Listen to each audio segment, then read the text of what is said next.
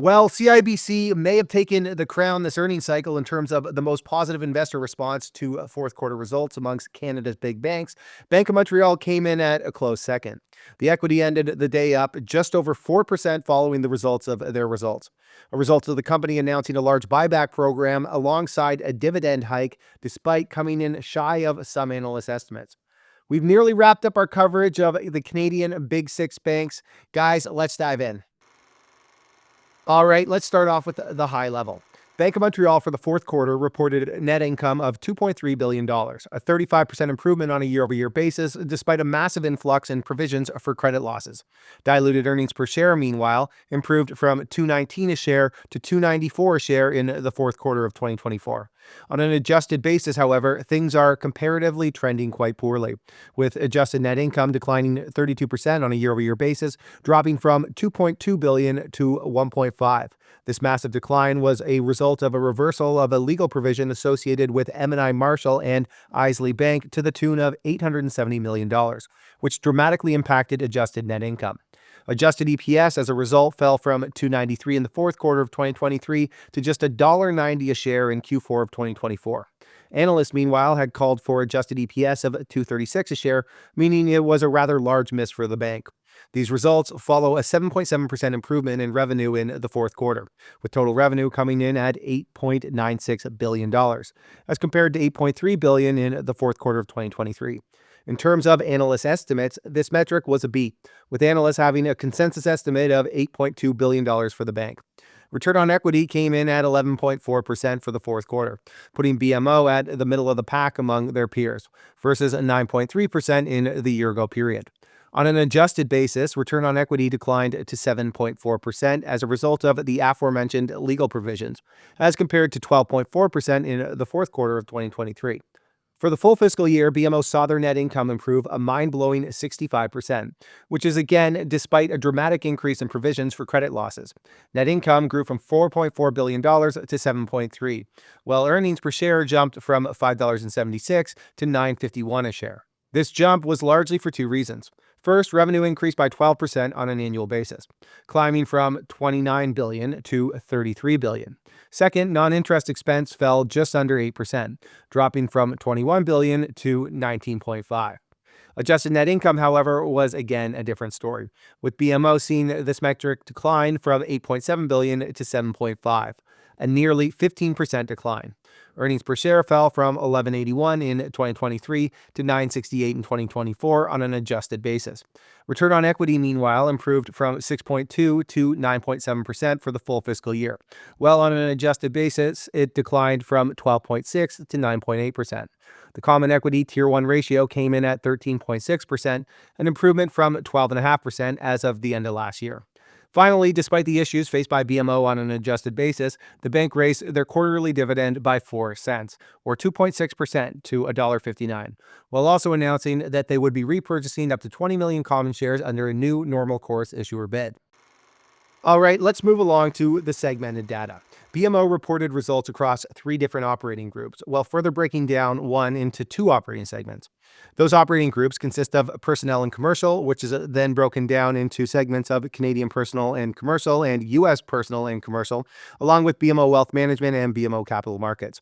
As it goes with anyone in the Big Six, Personal and Commercial Banking is the largest operating group, generating a net income of $1 billion in the fourth quarter, a decline of over 33% versus the $1.5 billion recorded in the fourth quarter last year. This cratering is due to an enormous increase in provisions for credit losses in the segment, which jumped 189%, going from $441 million last year to $1.3 billion in the current quarter. Much of this increase in provisions was attributed to the U.S. segment, which saw provisions climb from $176 million to $698, while net income sank from $591 million to $256. The Canadian segment, comparatively, saw provisions increase from $265 million last year to $578 million this year, while net income fell from $922 million to $750. BMO Wealth Management also saw a decline in net income for the quarter, which dropped from $351 million in Q4 2023 to $326 million in the fourth quarter of 2024, a 7% decline. The prime factor here for the decline was non-interest expenses, which grew from $990 million to $1 billion, and provisions for credit losses jumping from $1 million to $34 million. Finally, BMO Capital Markets was the biggest loser among the operating groups in the fourth quarter, with net income tumbling by just under 47%. Net income fell from $472 million to $251, which again was largely attributed to provisions for credit losses. Noticing a trend here? Provisions for losses in the segment skyrocketed, going for just $1 million in the year-ago period to $211 million, while expenses also climbed. So if you're listening along intently, by this point you should be going, hey Steve, if all the segments are down, how is overall net income up? Those numbers just don't add up.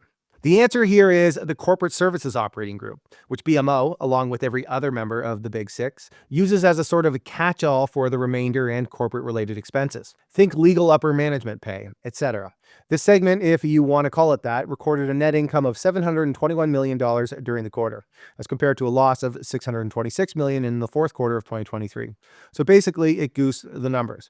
Big time. Basically, the gain was a result of the reversal of that 2022 legal provision, along with lower acquisition and integration costs. All right, we've addressed it in and out here, but it's now time to tackle it head on. Provisions for credit losses, which have been a major recurring theme in BMO's fourth quarter results. All told, the company recorded $1.5 billion in provisions for credit losses in the fourth quarter, an increase of 241% on a year-over-year basis from $446 million.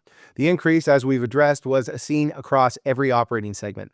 Broken down further, provisions for credit losses on performing loans increased from $38 million to $416 million on a year-over-year basis, while provisions for credit losses on impaired loans jumped from $408 million to $1.1 billion. On an annual basis, provisions increased a less dramatic 73%, going from $2.2 billion in 2023 to $3.76 in 2024. Broken down, provisions on performing loans actually declined from $998 million to $695, while provisions on impaired loans jumped from $1.2 billion to $3 billion in the last year. BMO's gross impaired loan ratio, meanwhile, climbed from 59 basis points in Q4 2023 to 86 basis points in the fourth quarter of 2024, one of the highest ratios among the Big Six.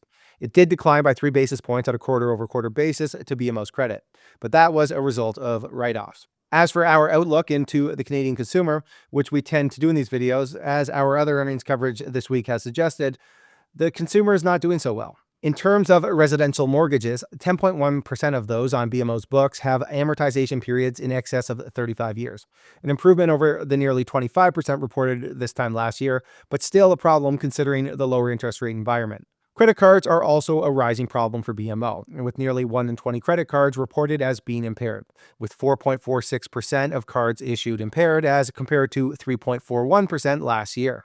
For reference, BMO writes off credit cards from impaired after not receiving payment for 180 days. All right, we're getting a bit long in the tooth here, so let's wrap it up. Despite the positive market reaction, the fact of the matter is that this was not a great quarter for BMO by any real standard. Although the operating groups saw reduced net income during the fourth quarter, and their butt was basically saved by some accounting work related to legal provisions. Revenue might have improved, but that doesn't mean a whole lot when provisions for credit losses are skyrocketing. As for the stock itself, it currently trades at one of the highest PE multiples among peers at 16.2x. Well, the dividend yield is sitting at 4.44%, based on a market cap of $102 billion. Among the Big Six, only TD trades at a higher multiple, which in fairness is after a particularly rough year in terms of illegal issues down south. But if the market likes it, who am I to judge? If there are ideas you want us to cover, please let us know in the comments section. If you found this video helpful, please smash that like button, subscribe, and ring that notification bell. All right, everybody, I love y'all.